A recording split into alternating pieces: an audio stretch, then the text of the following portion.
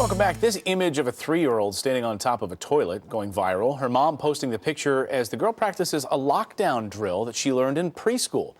So when it comes to training kids for a terror attack, how young is too young? Here to debate this, Darby Fox, a psychologist, Tom Kirsting, school counselor and psychotherapist, along with Steve Kardian, a former police detective and self-defense instructor. Nice to see all three of you. Good to see you. Pleasure. Is this too early to be teaching? We say it's preschool, but it's not even really school at this age, is it?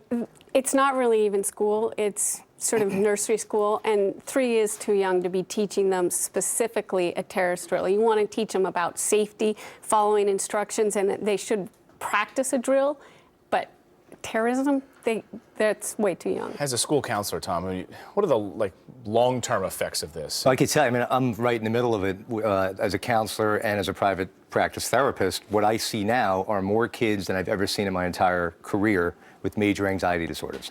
So we have to be careful. I agree with Darby. Like, if we start pumping into these kids' minds, fear, terrorism types of messages, by the time they're in middle school, those things will have taken root, and you might have some problems on your hands as a parent.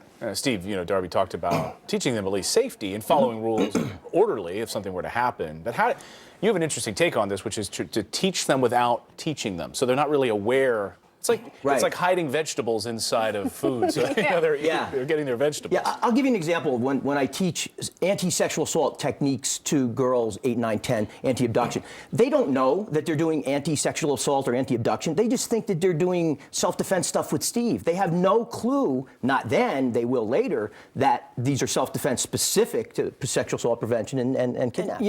If you have to have an open dialogue, open communications with your children, because, we're in an age where, listen, it's going to happen. It's going to happen one day. And by having an open dialogue and age appropriateness, yes, you're going to talk to a 5-year-old differently than you talk to an 8-year-old, but you have to have open line of communications. Like you just said, if they don't get it from you, they're going to get it from the internet. They're going to get it from their friends. So you be the source and quell it. Well, this looks like Cold War stuff too, Steve. I'm just reminded of those pictures of kids hiding under those desks in the 1950s. Yeah. Well, my early years in school, we did bombing drills, air raid drills, and so it's just a new threat. But we've been dealing with it.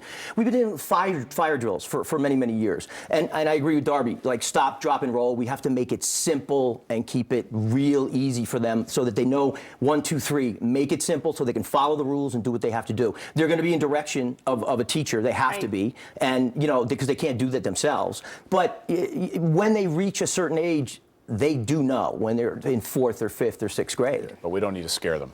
Not Scare them. Yeah. No, we can scare them about other things. If you don't clean your room, you're going to get in trouble. Thanks, guys. Great to see all of you this morning. Thank you.